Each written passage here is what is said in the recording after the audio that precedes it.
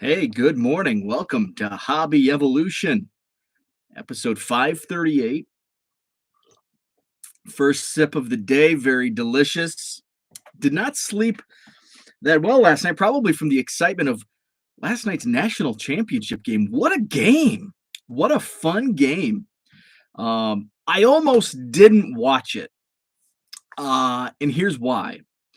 Um, Now, I was interested in the matchup. North Carolina, Kansas, two blue blood programs. I've been a bandwagon Tar Heels fan since the early 90s. So I had some rooting interest. I wanted a North Carolina win. Also, it's nice to see the underdog. They were an 8 seed. But I was watching. Herman's with us. What's up, Herman? Good morning. I was watching Herman and Brad and Ken last night. Able to watch from home. Awesome. So I was watching their show last night on 3B Collections channel and doing some shipping. And I look at the clock and it's a late tip off. But Mondays, Monday nights, I typically, because I watch Herman and Ken down here and I ship, it's great background.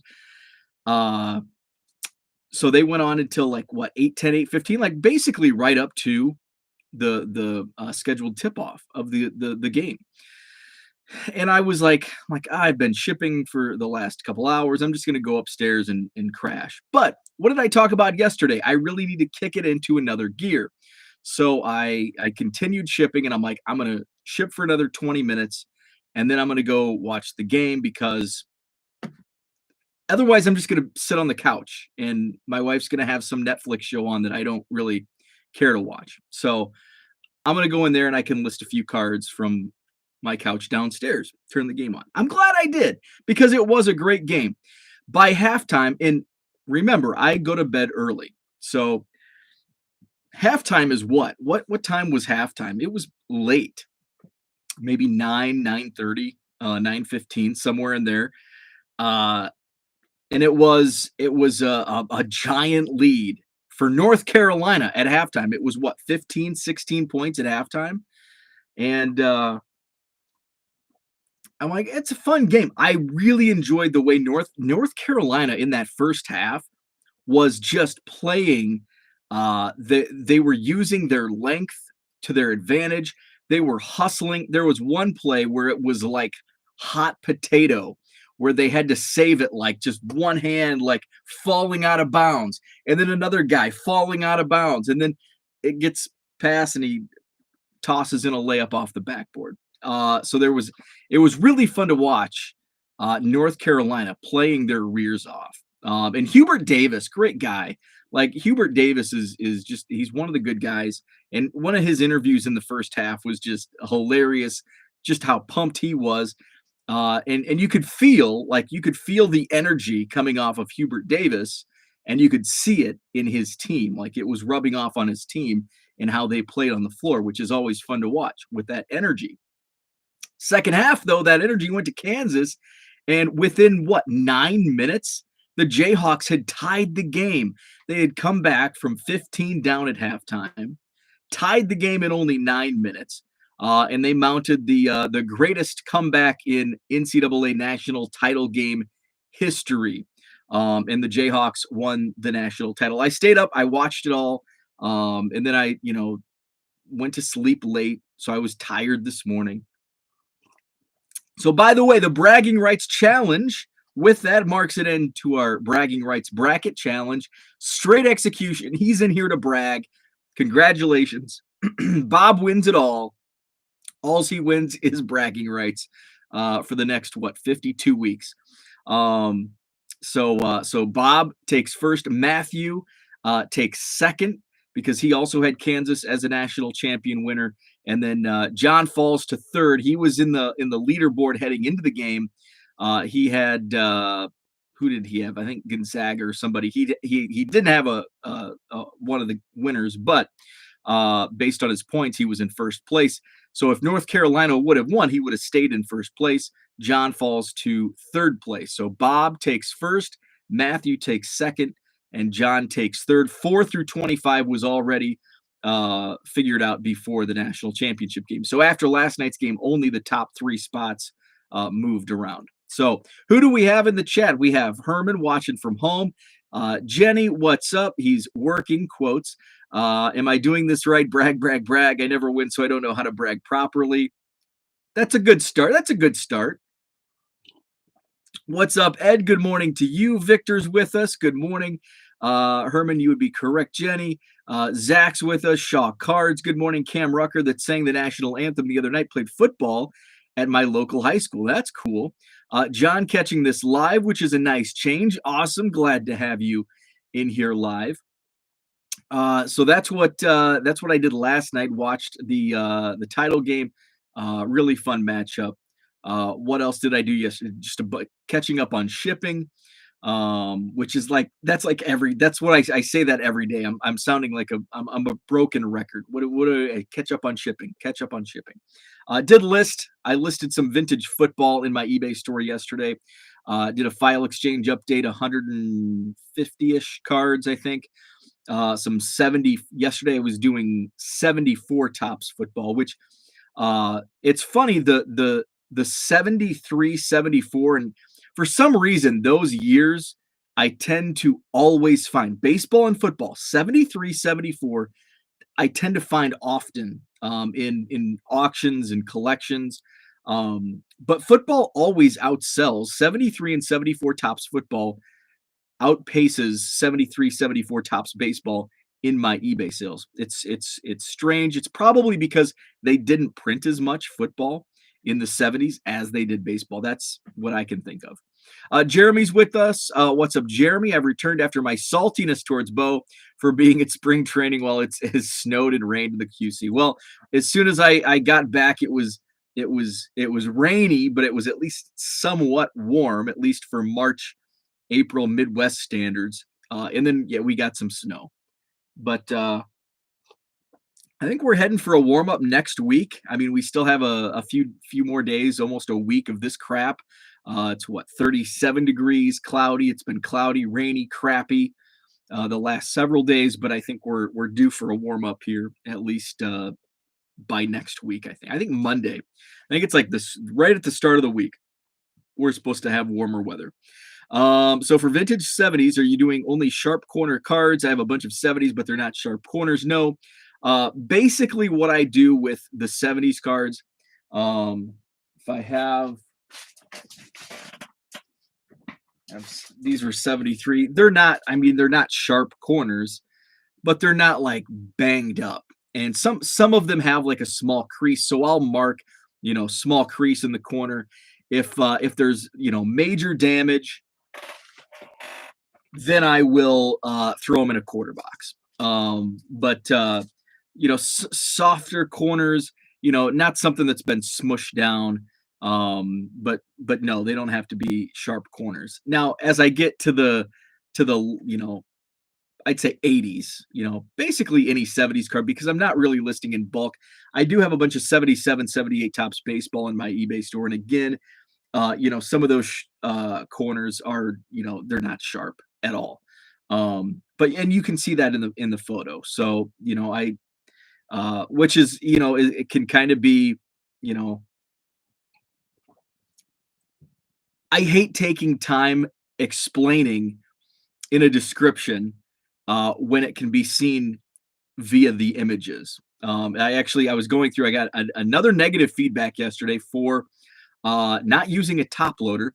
I used, and what I hate when these people, these top loader police, what I hate about it, when they leave these negative and neutral feedbacks over not using a top loader, I use a card saver. It's safer to ship in PWE using card savers than top loaders because of the rigidness, the less rigidness of card savers. It doesn't thousands and thousands. I'm almost through I'm through about 10,000 card savers that I've shipped on eBay in the last 4 months. Zero have been damaged because of the card saver out of 10,000. So it pisses me off when these people leave negative and neutral. So another block. I messaged them. I'm like, hey, was your card damaged? Of course, no response, because the card wasn't damaged. They were just pissed off because they wanted a top loader and they didn't want a card saver. But guess what? you're not buying. And I actually did have, and I'll probably, if I find time today, I can get it erased, because that's not part of the transaction. A top loader is not guaranteed. It doesn't say, and maybe I should state, well, actually, when I did state, somebody emailed me. This was the one guy that was kind of a wacky dude. I told him straight up, it ships in a card saver, and he still left me neutral feedback for sending in a card saver. So it ticks me off, and I went on this tangent. So I got a negative feedback for shipping in a card saver, not a top loader. Didn't damage his card, so that's an easy block. I should be able to get eBay to wipe it off because he left a negative feedback over something that wasn't, guaranteed in the listing. But I got a neutral feedback. Oh, it was a condition of cards. I got a neutral feedback. This was maybe a month ago, 2 months ago, for somebody that, and it can go both ways, as far as is there damage. It could be in the description. Well, I don't read the description. It wasn't, there was a glare on the picture if it's a modern card. I didn't see the scratch because there was a glare. Well, I said it in the description. Well, I didn't read the description, and then it goes the other way. Well, it's pretty clear in the photo. There's a small crease in the corner. Well, it wasn't described in the description. So there's always, if there's buyer's remorse, there's always a way around. You just have to suck it up and move on. It's annoying, but you suck it up and move on. Let's see. So Jenny says, cool. Yeah, I scan all cards and hope buyers look at the photos. That's an ideal world, but people don't, or they do, and they just, I don't know if they probably just don't look close, and then they have buyer's remorse once they get it. They go back to the listing. Oh crap. And then they feel entitled that they, even though they made the mistake, they should get a refund or leave negative feedback without communication, whatever. Zach says they should also clarify if the card was damaged, because if it wasn't in a top loader, exactly. And what ticks me off about these feedbacks is wasn't shipped in a top loader. And this one says not a top loader or a team bag. It's like it was shipped in a penny sleeve and a card saver wrapped in a piece of copy paper, and it wasn't damaged. And I haven't had any damage reports shipping that way out of 10,000 that I've done in card savers in the last 4 months. Jenny says, I used to work at the PO. You were shipping correctly. Jeremy says, that's so whack. My cards I have gotten from you in card savers have been in great condition. Yeah, a lot of people here in the chat have received cards in probably mostly all in card savers. I did make the switch. I used to always send in top loaders. But I did learn, in what I've learned now with card savers, I had more, and again, it's a very small percentage, but right now I'm sitting on 0, knock on wood. It's plastic, but I've no wood around here. I've had 0 issues with, not, and I won't say card damage, but package damage, envelope damage, because of the rigidness of top loaders as opposed to card savers. And the reason there is a little bend, that doesn't mean it's going to crease your card though. And I'm not sending $100 cards in a card saver in a plain white envelope either. So you just have to be smart about it. So it was a combination of that, plus it was hard to find top loaders, and more expensive. Those prices have come down. I think Columbia Hobby, they are in stock, and you can get them for about 10 cents, 10 cents shipped. But I have an account with BCW. Top loaders are back ordered for like a year, but card savers are not. So I put in order for 15,000 card savers back in December, and I've been using those. So so that it was combination of those two things, mainly because and I will say mainly I went to card savers because they were just more easily attainable, as opposed to top loaders. And I do prefer top loaders for like my dollar boxes, because these are wider, which I like for shipping, because the smaller ones are a little tough, and I think Ken maybe have mentioned that the smaller ones but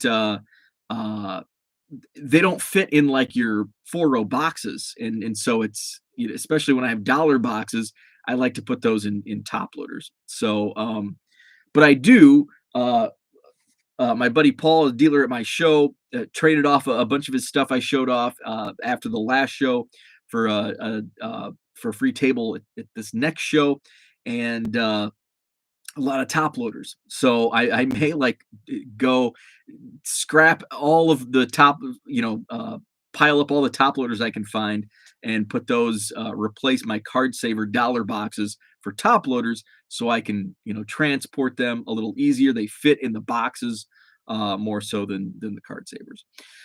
Let's see. Jeremy goes, unless it specifies top loader in the description, it shouldn't be guaranteed. Definitely, absolutely. And I did get a negative feedback wiped away a few months ago because of that fact. Are these only on cards over a certain price, or are you even running into these issues on $1.50? Here's the thing: most of these issues are on $1.50 cards. The issue yesterday, it was a $4 card, $4 free shipping. But yes, most of them are $1.50 cards. I think one of them was a couple of 99-cent cards, which it's like, come on. So yes, they're all, under $10 and mostly under $5. I don't think I've had, and I'm sure there's some, but just anecdotally off the top of my head, I don't think I've had anybody complain over $5 on the card saver. And usually when it gets to my cutoff, I know eBay's cutoff is 20, but I go under that. I typically ship in bubble mailer when it gets up over $15. And when I ship that way, I'll ship it in a card saver and then sandwiched by cardboard in the bubble mailer. Because unlike plain white envelopes, you don't want the rigidness. In a bubble mailer, you do want the rigidness. Because otherwise you can get damage if it's not rigid. It works like the opposite way of a plain white envelope, where if your bubble mailer is too flat, it can jam up in the machine. So you want to put like packing peanuts or bulky cardboard, or even just bubble wrap or something, just to make it a package so it doesn't go flat through the machine. So it's actually a package and not an envelope that can be scanned through a machine. Cooter says 3 of your top loaders arrived here safe. Awesome. I need free top loaders, says Diego. What's up, Diego? Good morning to you. So let's talk cards. And in 2022, I guess we have been talking cards. We had Wander Mania with Top Series 1 just 2 months ago, 6 weeks ago. So that was the lead off to 2022, and it's like, but the rest of the Series 1 rookie class kind of weak. I think Jarren Duran probably the number 2 rookie, and we may see at least at release. And of course, as always, there's the potential of other breakout rookie stars in these products. But at release, it's basically Wander Franco in the field. There's really no other top name rookies that people are seeking out of the Series 1 Topps rookie class. But now, as we approach opening day, which is we're just about 48 hours away from opening day. Thursday is opening day. Can't wait. So we have some big names, some big names that are going to be making their big league roster debuts. Bobby Witt Jr., Spencer Torkelson, CJ Abrams, Julio Rodriguez, 4 of the top 10, top 15 prospects in all of baseball will be making opening day rosters, which means they could get into the Series 2 checklist. Typically, we don't see this many top flight prospects make opening day rosters. Because usually Series 2 is kind of the weak. Series 2 traditionally is like the weak rookie product of Topps each year. And yes, there are exceptions. I think 2019 there were was it Alonso and Vlad Jr., maybe Tatis were in Series 2. in 2019. But outside of that year, most Series 2 is kind of weak. Topps Update has been kind of the big rookie class. And here lately, within the past few years, we've seen Topps slip in big names in Series 1, which is a good business decision. And I know there are a lot of traditionalist collectors that believe rookie cards should happen in the rookie years. But Topps is a business. They're not here to make us happy. They're not a charity to make hobbyists and collectors happy. They're in business to make money. And if you put a Wander Franco true rookie card with that rookie logo, there I said it, in Topps Update, you don't get very many other releases with a Wander Franco rookie badge in 2021 because they have this date set. And I'm sure there's anytime you're dealing with printing, you have printing cutoffs. So if this guy doesn't make it, if he's not on a roster by this date, he's not going to be in this product. But I think Wander Franco made that cutoff. We know Yordan Alvarez did, a couple years ago, but he was saved for Series 1. Why do that? Well, because they can make more money. How can they make more money? Well, they can put those rookie cards in more products. You put Wander Franco in Topps Update, yeah, you're going to have a run on people wanting to buy your Topps Update product, but then what? How many other products do you have that you can put a Wander Franco rookie badge when Topps Update isn't released until after the season? Only a couple. But if you push him back into Series 1 the following year, 2022 Series 1, now you have Wander Franco rookies in Series 1. You have him in Bowman. You have him in Topps Heritage. You have him in Gypsy Queen, Allen and Ginter, Topps Chrome. What else am I missing? Topps Archives. So you now are able to use the Wander Franco rookie hype on every single product through the year 2022, where you can throw that fancy rookie card logo on Wander Franco cards throughout the entire year.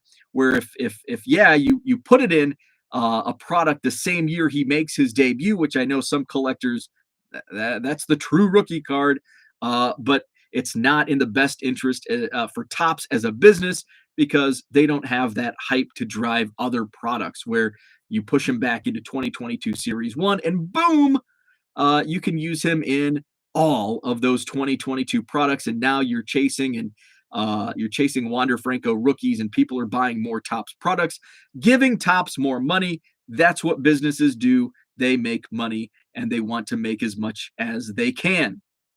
So now we have Wander Franco in Series 1. He's going to carry 2022, but now we have the potential of Spencer Torkelson, CJ Abrams, Julio Rodriguez, Bobby Witt Jr., all making opening day rosters.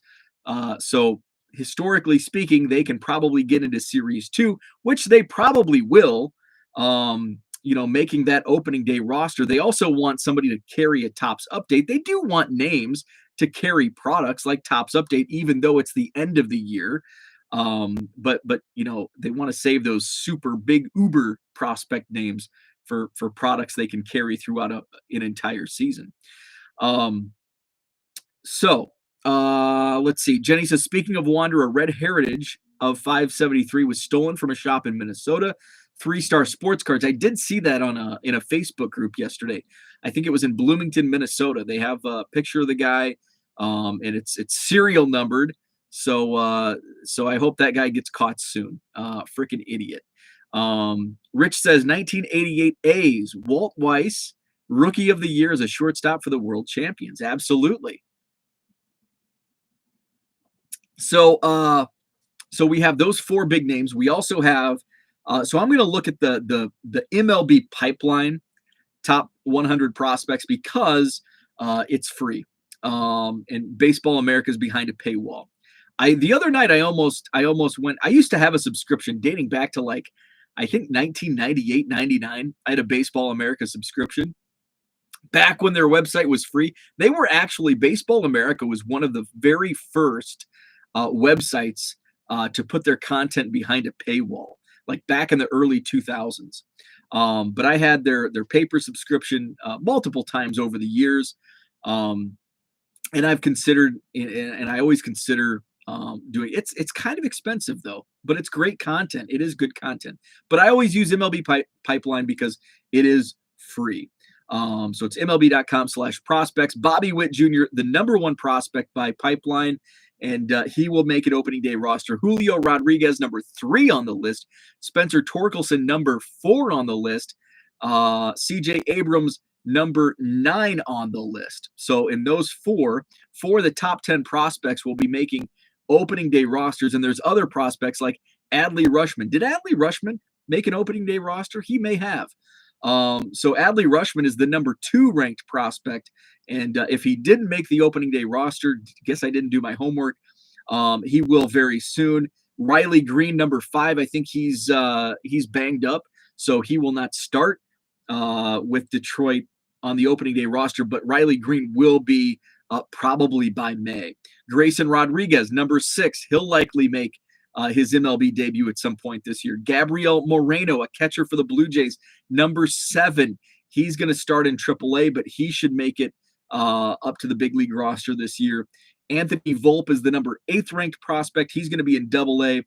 Probably won't debut this year. Francisco Alvarez, the Mets catcher, he's going to be in Single A, so he won't. But we've got other prospects in the top 100 that are very close. Shane Baz from the Tampa Bay Rays, I think he's on the opening day roster. Brennan Davis, number 15 for the Cubs. He'll start in AAA, but he will be up, and I've mentioned this, I think he'll be up around Memorial Day. Tristan Casas of the Red Sox, number 16. He'll be in AAA, likely will debut at some point this year. And Alec Thomas of the Diamondbacks, also starting in AAA. He's the number 18 ranked prospect, and he'll likely come up. So basically, what's that? 12 out of the top 20 prospects will either start on an opening day roster or will make their debut at some point in 2022. Rich stopped about 2007, had a Baseball America sub in like 1988. How can we find your store? Jenny, Victor says, Jenny's got a wrench. Throw that eBay store link in there. So this is shaping up. Based on hype, this is probably the most hyped rookie class. Rich can probably help me out because I took, a few years off where I wasn't following the hobby super close. But this is the most hyped baseball card rookie class in years. Now, you can go back and say, what about 2018? 2018 wasn't that hyped. And I say that because you could buy 2018 Topps Update cases right after release for $400, $500. And so I bought a case of 2018 Topps Update in November of 2018. I think I paid $450. In April, I sold it for $1,800. And then about a year later, it went up to $5,000. And it's like, damn, I wish I wouldn't have sold it so soon. So Rich mentions 1986. Yeah, so 86, I was 4 years old. I was not collecting. I'm very well aware of the 86 rookie class, but I was not in the times. But yeah, I think so. I'm glad Rich mentioned that because the 80s, that's like the rookie. That's what really set off the baseball card boom in the early 80s was the rookie cards. Everybody was chasing rookie cards. And so I think 2022 will be the most hyped rookie class since the rookie card craze of the 80s. Because I can't really think of the late 90s, early 2000s was kind of a dead era in the hobby, at least from my recollection.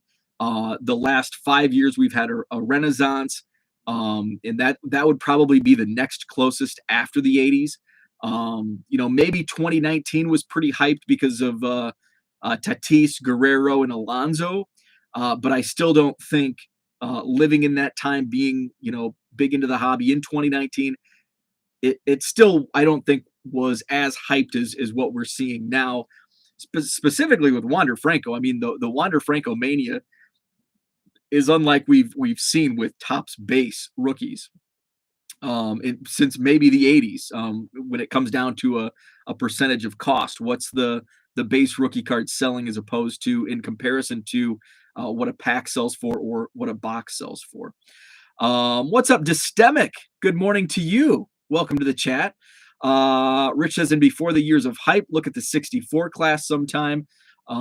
Yes, this year full of rookies will be fun to watch. 86, my parents hadn't even thought of me yet. I was still being planned for. How awesome I would be. When you go on a StreamYard, as you should, we'll have the lunch table discussion of how the rookie stuff began in the 70s. I definitely, yes, in the late 70s. Definitely want to do that. Definitely want to do that. Because I'm getting charged monthly for my StreamYard subscription, and I've used it once. So I need to. So right now, I think I've paid $75 for a one-time for one video. Not good ROI on that subscription. Judge was kind of a wanted base, but it was a $5 card, and so I was going to bring that up when I mentioned the last 5 years has been a rookie card renaissance. Aaron Judge started the most recent baseball card craze, and a lot of people, especially if they're newer to the hobby, they think, well, COVID spiked this baseball card boom, where that's not the case. It went parabolic during COVID, but it was actually already quite big time on the rise. Can't find my words. Dating back to Aaron Judge, 2017. Now, at release, Aaron Judge was a 99-cent card. Here's a fun fact. Topps Heritage, 2017. Aaron Judge was on a rookie card with who? I can't remember. But it was on one of those Yankees Rookie Stars cards. So I was selling 2017 Topps Heritage, bought a case from my buddy Tom from Real Breaks, bought a case and ripped and flipped everything, even the Cubs. This was before I was collecting the million Cubs. So I ripped and flipped everything. I think I was left with just some random cards, some random inserts maybe. So at release, Aaron Judge, 6-card rookie lot, 99-cent auction, 0 bids. 0 bids on Aaron Judge rookie card lot, 6 cards, 99-cent auction, no bids. Now, by the time I put it back, I don't think I immediately relisted it. I relisted it I missed the boat when it came to the Heritage rookie, but it didn't sell at 99 cents. And so basically anything that didn't sell just kind of went in a box. And then about a month later, all of a sudden, Aaron Judge gets hot in end of April into May. And then by June, he was. So I think it was early on. It was during his ascent. I got, I pulled those 6 rookie cards out of Aaron Judge and I sold them for, gosh, I don't know, $20, $25. They were selling for about $5 a piece. And at release, they didn't even sell for 99 cents. And I did charge shipping. I charged shipping on lots, on auctions. So it was basically $5 shipped, we'll say. Did not sell for $5 shipped for 6 Aaron Judge rookie cards, less than $1 a piece. But then a month later, they were selling for, $5 a piece. So it wasn't immediate for Aaron Judge, but in hindsight, we went back and that's that summer of 17 is what spiked Bowman. And I've talked about this, and I'll probably talk about it a few more times in the next few weeks with Bowman's upcoming release on April 27th. 2017 Bowman, my case, and I bought it from Tom from Real Breaks, and he charged me basically like 2% on top of his cost. So basically at wholesale, $797 for a 12-box hobby case of 2017 Bowman. And then by 2018, the Aaron Judge mania took off, and all of a sudden baseball cards are hot. 2018 Bowman had spiked, and I think my price was like $1,100. And it's like, there's no way I'm paying over $1,000 for a case of Bowman, especially when I paid $800 last year. So I didn't buy any hobby Bowman. And then 2019, it went up to like $1,500, $1,600. And then 2020, it went to like $3,000. And now I think a hobby box of Bowman is is closing in on $4,000 for a case when 5 years ago it was $700-800. So Aaron Judge started it all, and then of course it carried on. Now, if it wasn't just Aaron Judge. I mean, Aaron Judge started the baseball card boom, the ascent. But Shohei Ohtani was a big, that all of a sudden we've got Aaron Judge mania in 2017. And then 2018, we've got Ohtani leading it off. And then by the end of 2018, Juan Soto and Ronald Acuna, they're getting hot. But you could still find those boxes at discounts around Christmas 2018. But then into 2019, Acuna and Soto are super hot, and that carries. And now we've got Vladimir Guerrero Jr., Pete Alonso, and Fernando Tatis Jr. rookie cards in 2019. And and then we've got COVID in 2020, and now you can't find any boxes, and now everybody wants in. We've got collectors coming back into the hobby, and then we go parabolic. We go to the moon with baseball cards in 2020. So Diego says, funny, I bought a Judge rookie in the dollar box at the local card shop, sold it back to him for $40 store credit a month later. So yeah, in Aaron Judge back in, so it was 2017. So back in the previous winter of 2016, I was buying a bunch of like bulk medium flat rate boxes off of blowout forums back in 2015, 16, 17. And well, even still today. And there was in one box, so this was like 2013 and 14 Bowman and Bowman Chrome, Aaron Judge. And there were, probably a stack of like that. Now he did get hot because he was called up by the Yankees at the end of 2016. So all of a sudden I'm pulling Aaron Judge cards and I'm selling them for a couple bucks a pop. It's like I paid $30 shipped for this 3,000 Bowman cards. And hey, I'm pulling Aaron Judge cards out. I'm selling them for $2-3 each. Little did I know those cards would be $30-40 6 months later. He remembered I bought it and asked for it back. He sold it for even more. That's awesome. See, that's good when there's skin in the game for all involved. That's just a happy ending for everybody. Jenny bought a bat down SP of Acuna for $10. Oh man, that's awesome. So yeah, so I think the 2022 Topps rookie card class is shaking up to be the most hyped that we've seen in 35 years, since the 80s, since the mid 80s, as Rich pointed out, 86. So yeah, so that's what I had today. So I'm excited. By the way, speaking of rookies, my buddy Ethan Roberts made the opening day roster. Couldn't be happy. So the story behind my relationship with Ethan, he was drafted 4th round by the Cubs in 2018. So after the draft, I made the custom cards using the Rookies app. And so I was showing off, and I think I even did a blog post of all that was, they did 40 rounds back then of all 40 picks with their custom draft pick card. And I had I bet half of that draft class, half of the guys that were drafted reached out to me asking for copies, including Brennan Davis. And that's how Brennan Davis and I have corresponded through the years. Wanted his own custom card.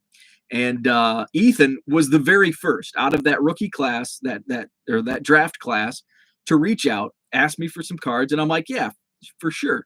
So ordered like 10, and I'm like, hey, I'll send you these. Can you sign a couple and send them back? And he's like, oh yeah, absolutely. So it started from there. And then he reached out to me like around the holidays, and he's like, hey man, can I buy, like, how many can I buy from you? And I'm like, well, I don't sell. They're not like technically for sale. I can print them up and I'll just charge you what the printer charges me. So basically what Rookies charges me. So I'm like, so he ordered like, I don't know, 5 or 6 packs. And I'm like, so here's the cost, just shoot me PayPal and I'll send them your way. So that was like Christmas time of 2018. And then we just kind of corresponded throughout the pandemic, and just, I check in on him. How are things going? And just to see him climb, and watching him, seeing him work in the off season, and I know everybody, oh, they work so hard, but I mean, it was just, you could see the drive and determination that he had, and just having that personal connection was really cool to watch him grow. And he was never a top 30. He was never a top 30 prospect in the Cubs organization until like this. MLB Pipeline has him, I think, number 28 on the top 30 Cubs prospects. And but he kept working, much like David Bodie. David Bodie was basically, he was just another body on a minor league roster that just kept working at the game and climbed. He spent 2 years in low A. We're talking David Bodie now. 2 years in low A. And then he goes to high A, spends a year at high A. Then he goes to double A. Then he goes to triple A. And then he gets the call. And what's he do? He hits a grand slam on ESPN Sunday Night Baseball, walk-off grand slam. And then a few weeks later, he hits another walk-off home run to beat the Reds. I was at that game. So Ethan Roberts' story reminds me of David Bodie's, he was never a prospect, but he just kept working and kept getting better and better every time he advanced to the next level. And here he is, low A, high A, double A, triple A. And then you may have seen the video. I retweeted a bunch of the videos and photos. He got hit. He had a comebacker hit him in the hand. He goes back to the dugout. David Ross, the manager, Chicago Cubs, comes over, says, "How's your hand? Can you shake my hand? You just made the big league club." How cool is that? And just the emotion that he showed, so cool. I'm so happy. I've never been so excited for somebody, and I've never. This is probably the first time where I'm like constantly refreshing. Like the last 2 days, I'm constantly refreshing Twitter to see what cuts have been made, who's been sent back down to AAA camp. And over the last few days, it was looking more and more like he would make the opening day roster, but there was still like, he's in a battle with this guy and this guy. And then when they made, they cut the roster down to, I think, 31 yesterday morning. And I'm like, I think he's got a pretty good shot. He pitched yesterday, and I think that was basically the final decision. Okay, here we go. And he made the roster. So Ethan Roberts, awesome story. So happy for him. And hopefully he can get a rookie card in Series 2. I'll be a Ethan Roberts super collector for sure. I'll be looking for any parallels and all that. He doesn't have any cards outside of minor league team sets in the custom cards that I made him. Those are the only cards that he has. So looking forward to hopefully Ethan Roberts getting on a Series 2 or a Topps update card. Let's see.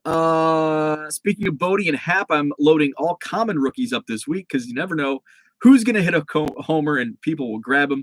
That's my eBay advice for you. I was just thinking about that last night. I have a bunch of North Carolina Tar Heels. Like they made those college cards back in the early 90s. And I had a bunch of North Carolina Tar Heels, but they're like somewhere in a box. Not back there. Those are all Cubs, but somewhere over here. And it's like, man, I should have these on hand because guess what I've seen a spike in recently? I've sold a few Kenny Smith cards. Kenny Smith? Why Kenny Smith? Your first question is, why do you have Kenny Smith cards listed in your eBay store? One was like an 88 Hoops, and one was the North Carolina Tar Heels. Who else was I selling? Oh, Don Staley. I had some WNBA cards. Don Staley, head coach at South Carolina, won the NCAA tournament championship the other night. I've sold out I had 4 or 5 Don Staley cards. They've all sold out. So, but yes, Jenny is absolutely right.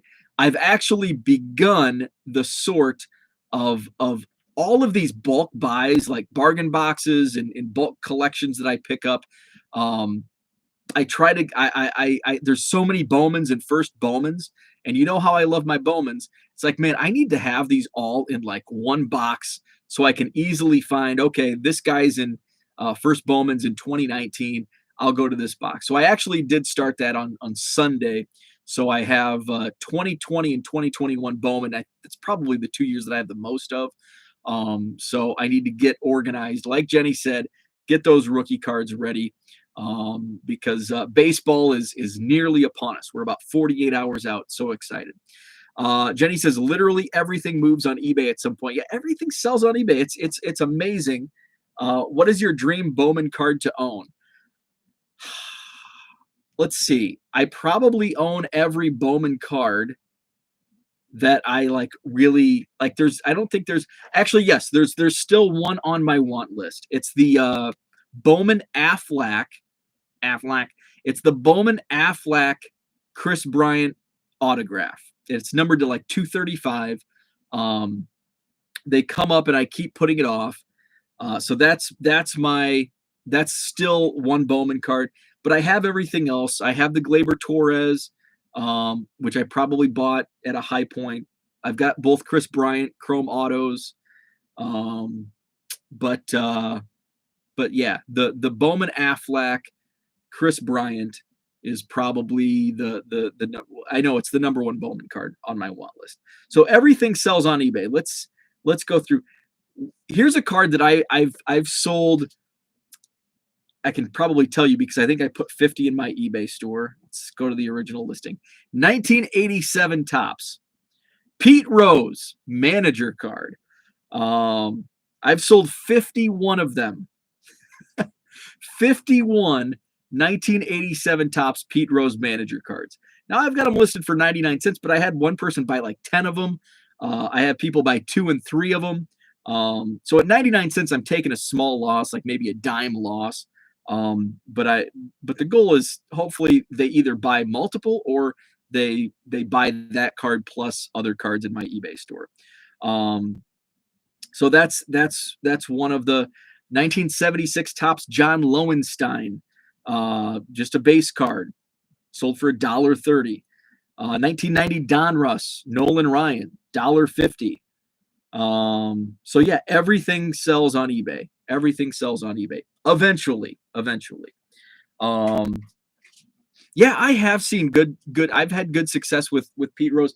There was that Leaf made those Pete Rose sets, and I just had it was in a junk box, and I'm like, I'm just gonna list these for 99 cents, and I think it's a 50 card set, and I'm down to like maybe 5, maybe 10. So I've sold like 40 of those. So yeah, pretty much everything sells on eBay eventually. So I've got to run. Jenny sold a card for $4 on eBay this weekend that has been in my dollar box for 4 years. It shows. I love when that happens. I had that Jose Canseco, was in my 25-cent box for about 15 different card shows.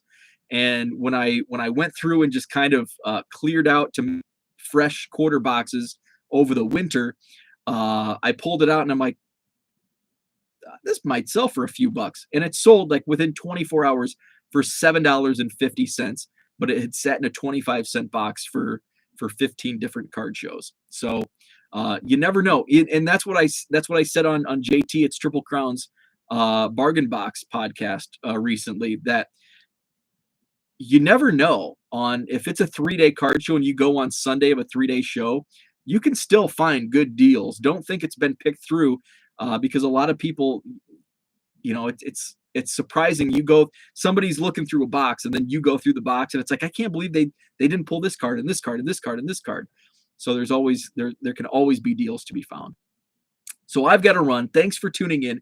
Have a great Tuesday. Back at it tomorrow morning, 7 a.m. Central. Have a great Tuesday, and we'll talk tomorrow.